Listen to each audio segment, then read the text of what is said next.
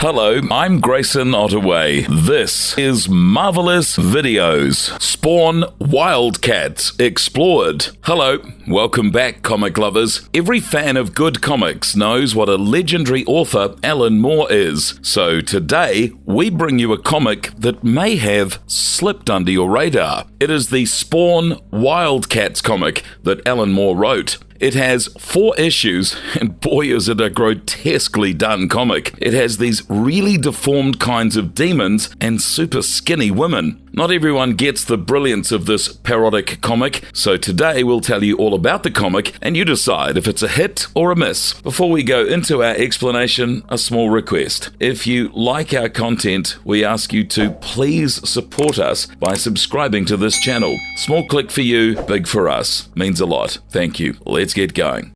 Magic and madness. Spawn versus the Wildcats. The Wildcats are back again, and things have gotten weirdly supernatural this time. Alan Moore kicks off this series with an ominous premise where an amulet drops deep within the skin of everything. He talks about magicians in nothingness across time and space. It is all quite existential, and the next thing you know, Pris is getting a migraine. It's not demonites this time, it's something worse, and it's coming not just for them, but for everything.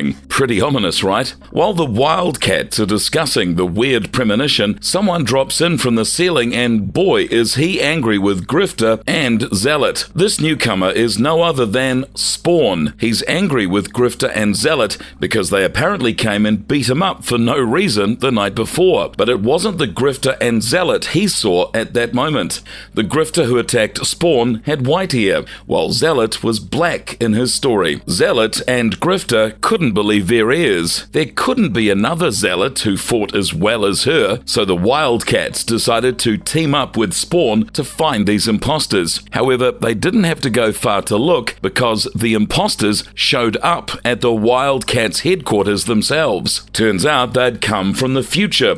They were trying to protect the world from a great tragedy that was about to unfold, which is why they decided to go and beat up Spawn. Actually, the original plan was to kill him, but Zealot couldn't do it. Why? That's the real question. The reason was that in the future, a minor demon broke away from his servitude and ended his slavery using a talisman. This ties back to the amulet that Pris saw in her vision. Anyway, the talisman changed him. He started calling himself Ipsissimus, and he declared Hell on Earth, September 1996. How does any of this concern Spawn? Well, Spawn was the one who became Ipsissimus. That's why Grifter and Zealot went to kill him and prevent all the tragedy that was about to unfold. But Zealot couldn't do it. She didn't want to hurt someone who hadn't committed a crime yet. So Marlowe asks Void to show them the future. She shows them the future from 2015. The world was dawning, and it had Spawn written all over it. With that vision, everyone was on board to stop hell from turning over. However, they were in the future now. There were wanted dead posters with Grifter's face on them. At that very moment, the cops showed up, but these weren't regular human cops. No, they were monsters that actually look a lot like our beloved long-tongue character, Venom. But obviously, these monsters were no match for our skilled Wildcats. They decimated the monsters in moments, but the fight scene was really intense nonetheless. However, trouble didn't stop there for the Wildcats. Another group of fighters called the G-Force arrived and were about to capture the Wildcats, but their leader Santini stopped them. He recognized Grifter from both the timelines and the 2 different Zealots. He then took them to their headquarters. Remember how the 2 Zealots were different? Yeah, this is where we find out why the 2 were different.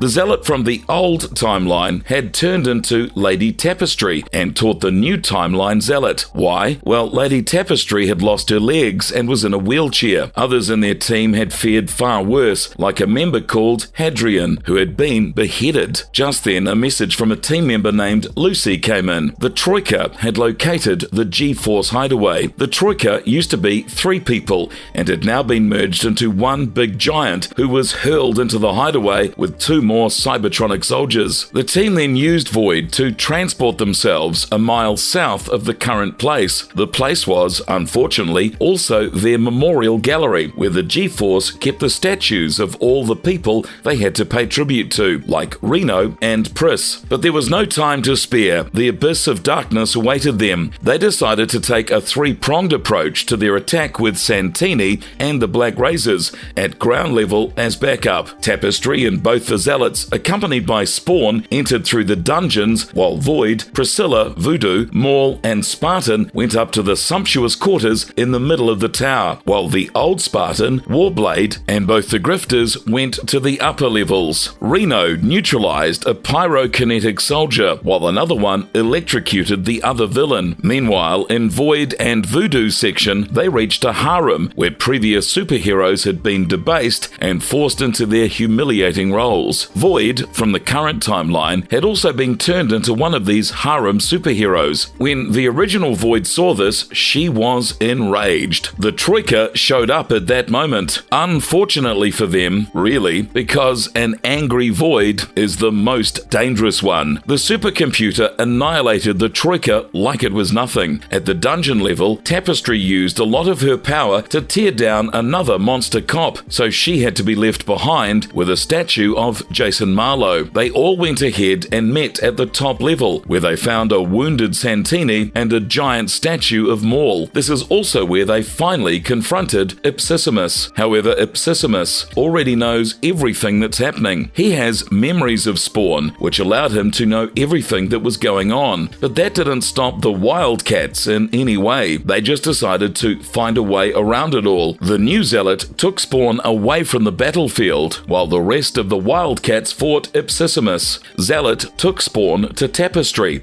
who sent both of them back to 1996 to solve things. However, when the new Zealot and Spawn reached 1996, they realized that Spawn had grabbed the amulet from Ipsissimus's castle. The amulet started changing Spawn and making him more selfish and more evil. Meanwhile, the rest of the Wildcats realized what was actually happening and how sending them back was one of the biggest mistakes they made in this fight. So Tapestry, Priscilla, and Void decided to combine their powers and figure out a way to make everything right. Back in 1996, Spawn called the new Zealot by her actual name, Cyan. The name had not been spoken to her since her mother's death. Spawn had not completely turned into Ipsissimus at this point, so he asked Cyan about her mother. Turns out her mother's name was Wanda, and Cyan was quite possibly Spawn's future daughter, or well, at least she could have been. With that information, Spawn gave her the amulet, and everything in the future started to dissolve, along with Ipsissimus. While outside, all that exists, the one who threw in the amulet retrieves it, and everything goes back to normal. The entire comic is a wild ride. It was fascinating at every moment, and I thoroughly enjoyed reading it, and I think any fan of good comics will enjoy reading it too. It might not have been Alan Moore's best work, but it is pretty damn good, I believe. The colors matched the vibe of the comic, and the art was superbly well done. The storyline was interesting,